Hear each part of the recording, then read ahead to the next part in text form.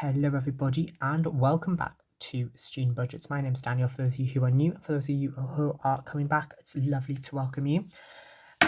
So this week we are going to be doing a video about my top tips for getting started in cash stuffing, or if you're thinking about it, or even if you are doing it and maybe you're just thinking, I'd love a bit more inspiration or maybe some other person's advice. That's what I'm going to be trying to do today.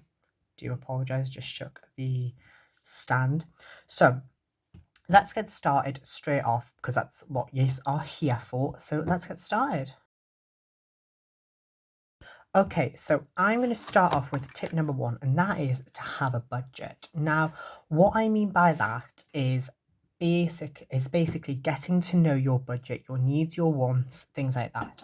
Now, there's multiple ways you can do this. So I am showing here an example of mine. Obviously, this is a very limited and small example, because this is not what a normal month would look like. It's just the way that December works out, and this is obviously very glamified.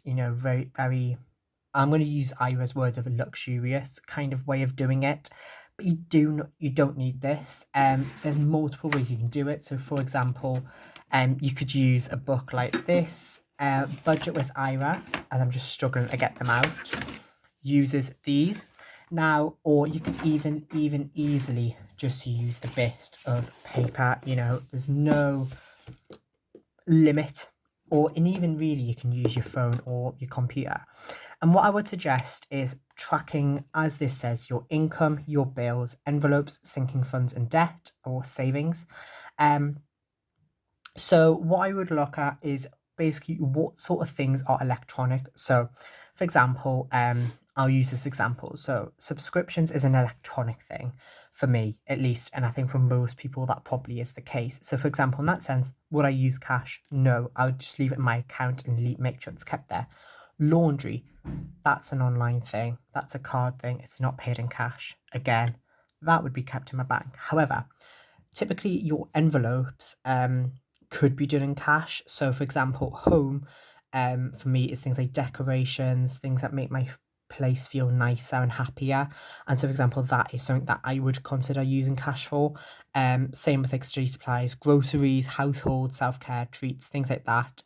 And then these here, so travel would be something that personally I pay on card, but you can pay on cash, so I could do cash easily, and sometimes I do, depending on if I need it, how often I need it, things like that. Spending, again, that can be done electronically or using cash. I personally try and use cash because it's one of the things, once it's gone, it's gone. I'll get an example out and I can show you what I kind of do.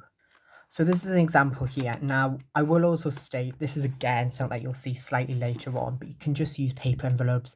You don't really even need envelopes at all. You can literally just have the cash, maybe like a separate pot or whatever. And as you can see here, this is kind of the way I work it. So like home is in that, emergency, study supplies, groceries, household, self-care, things like that is all just kept in cash. It means that I can't necessarily spend over a certain amount, because once it's gone, it's gone.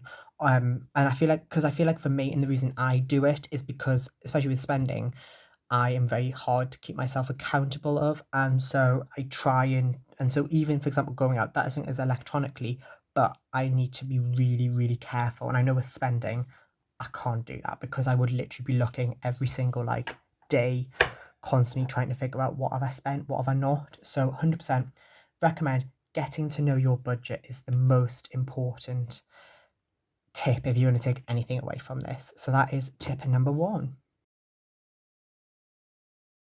Okay, so next up, my tip number two is creating some sort of goal. So now that you are, for example, aware, so for example, you may want to think about things like clothing, emergency funds, things like that.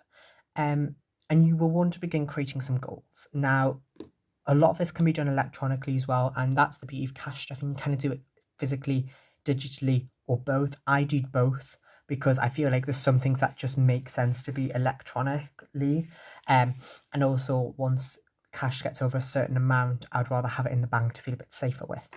So you will see later on, later on in December, it will be what my plans are for 2025. But for example, I'll show you the challenge that I'm currently doing and I 100% could recommend. So this here's my penny, not my penny savings, my pound challenge. This is for spending money. So each week I roll a dice and basically save whatever is on that. And that's for my spending money purely. So that's a separate thing that I do. And then that has a goal of £100. So once £100 is saved, I could do whatever I want with that. For example, if I wanted to designate that to a fund, I could do that.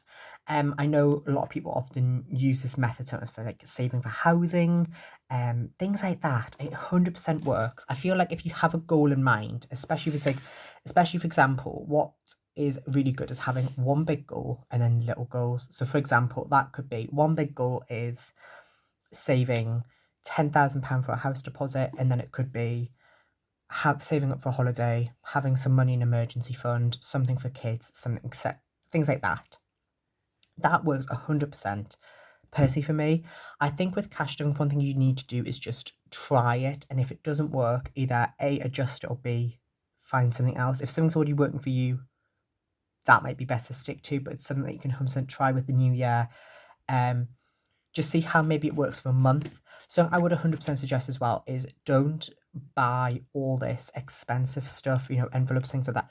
Literally, when I first started, where have I got them? I have actually got some literal envelopes with me. There they are. Like literally just some plain white envelopes. I started off doing that because I wasn't sure how much I would want to stick to it. And I've been doing this now for a year. On, I believe it's the 20th of December, when I properly started realistically. So 100%, that is just the best way to do it. Create a goal, have something in mind. And a big tip on this is being realistic. So if you, for example, think, setting time goals, for example, if you want to say, for example, do £10,000 a year, in a year for housing deposit, how realistic is that? Have you looked at your income? Is there ways that you're going to be able to do that? Are you going to have to cut back massively on things? Things like that. Have you been realistic is massive when it comes to goal setting, and that's something I'd really recommend having a look at. Okay, so tip number 3 is keeping track of your spending. So this, for example, is a very random example. So this is my month of October, and basically I have tracked pretty much everything I have spent throughout that month, including the days I spent nothing on. So you can see here, for example, I have patterns of days that I typically don't spend on. And that basically just helps me being able to kind of plan in advance. So for example, I know that a Friday I always spend on. So therefore, does Friday potentially be a day that I need to prioritize in terms of my spending? Yes. So for example, that means that I start my grocery, like most of my budget on a Friday, because I know that's the day I'm going to spend most on. This is a very poor example of November because, as you can tell, I haven't filled in the bottom yet.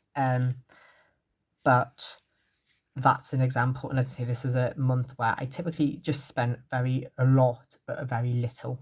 And one thing that especially this does help with is on those days where you're constantly using your card, you're constantly doing things. In case you're also wondering, I'm filming this one, December's just started, so that explains a lot of that.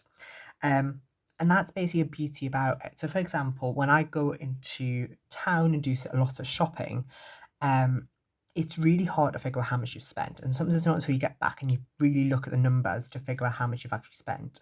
And so this is just a great way to do it. It keeps you accountable, but it also allows you to view patterns. So for example, in your grocery shop, how much are you spending per week? If you, for example, you have an average, say in a month of £200, overall you have £200 on average. Say in a 4-week month you have £50 and you've only budgeted 160. It's the things that you do cut every week down by a tenner, for example. That's a rough example, and that's something that is really important to do. I also suggest having different categories. So for example, having your spending money, and something I'm going to mention in a minute anyways, but for example, having spending money, self-care, things like that, all separated out, because it doesn't feel like everything's come from one pot. It's come from separate pots that have all been planned and budgeted for. Okay, so tip number 4, and this is something that I've reiterated time after time. I rave on about this, and I think a lot of people would. The words there, and this. It is having spending money. Now, this is something I can't express enough, because what typically will happen is people can do all the tips I've mentioned. They can write a budget out, they can look at all this, and the one thing they will miss out is including spending money. Now, this is something that needs to be personal to you. It needs to be personal, but also realistic. So, for example, have you got a high income? If your income's high, and for example, every week you get a coffee, get lunch, etc., etc., etc., and that in a separate category that will come from your spending money. How much is that costing you? Is there things you can work with it to make it maybe better, more viable? So I would recommend having spending money of at least roughly about £10 a week. I give myself 15. As I said, I do this challenge, so it more ends up being around about 11. It can go as low as 9, it can be as high as 14, realistically. And that's something I cannot express enough. Having spending money just prevents you from feeling like you can go off the rails. And it also gives money a place. So, for example, in a month, you may. I'm going to see if I've got an example. I think I do. Let me see if I've got an example. Because I feel like examples are easier to see. Yes, this might be. Please, let's see if I've got one. I should do. Nope, that wasn't a good one. Okay, July. So this is an example here. So in July, you get your income, you based out. This is when my spending money was 15 a week as well. And this was just a 3-week month just because I had a week when I was on holiday. So I didn't need that extra week.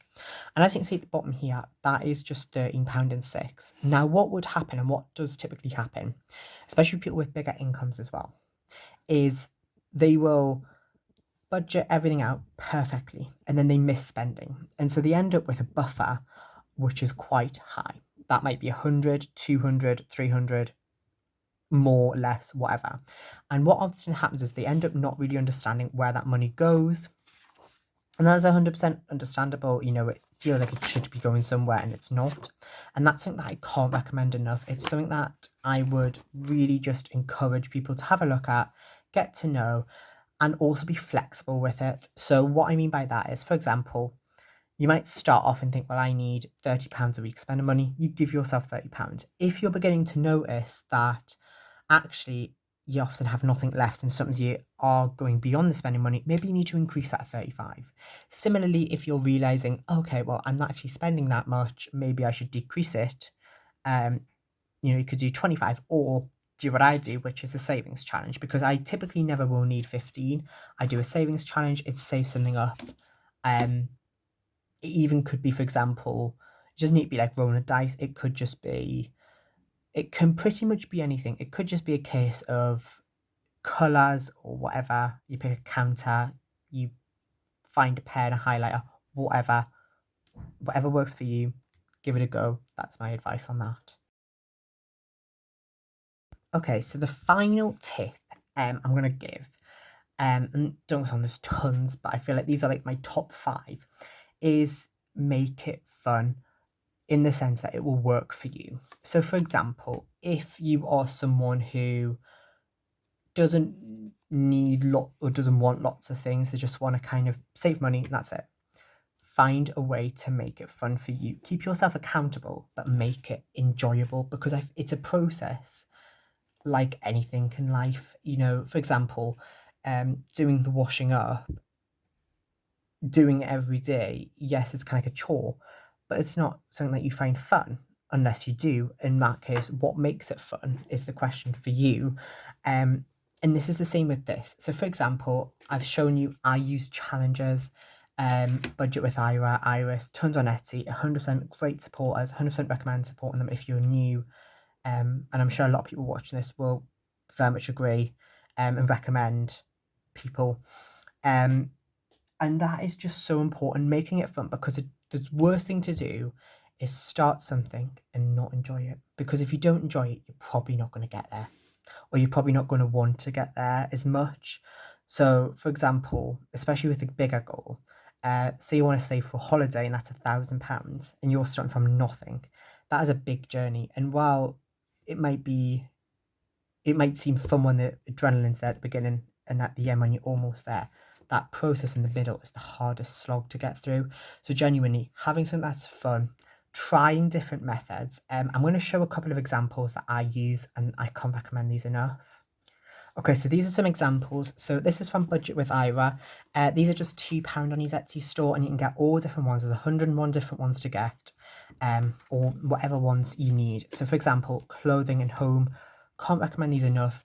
As well as that, you can wipe them off once you've used them, I believe. I personally don't. I prefer keeping them as like a kind of momentum. My favourites, I think these do work for some people, especially for those people who may, for example, struggle to have accountability, but by doing this, they have accountability, and that is a scratch off. So the way that these work is you scratch off a number. Let's say that was a 3, you then would save 3. Very plain and simple. 100% can recommend these enough. These are about £5 on Ira store. You can probably get them cheaper depending on where you're looking. And obviously there are alternatives. Stickers. You don't even need to go that far to spend anything. Literally going into, say, a Poundland and getting a colouring book, and you could do like a colouring in sort of thing. So you would have seen in July, for example, this is like half coloured in.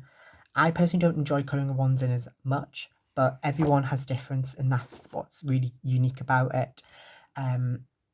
You know, maybe for example, getting some children's stickers and just sticking them onto a bit of paper and saying that's it. Great. Making it fun just keeps accountability and helps personally me, and I think a lot of people will benefit from that. So hopefully that is beneficial. Okay, so that is the end of this video. I hope it was really useful for those of you who either are new or maybe you just want a bit of advice or a bit of motivation, whatever is necessary. I hope that does help in some sense. I'd also love to know, for those people who are involved, comment a couple of tips for those people who may be a bit more involved, want to get involved. As well as that, if you're new and you have any questions, or maybe you just want to ask someone, feel free to comment in the comments or on Instagram, you know, DM us, whatever. I'll try and get back to you. I'm usually quite reliable. Usually is the key word in that. And yeah, I hope that helped some people. And as always, have a lovely day. Know that you matter, and goodbye.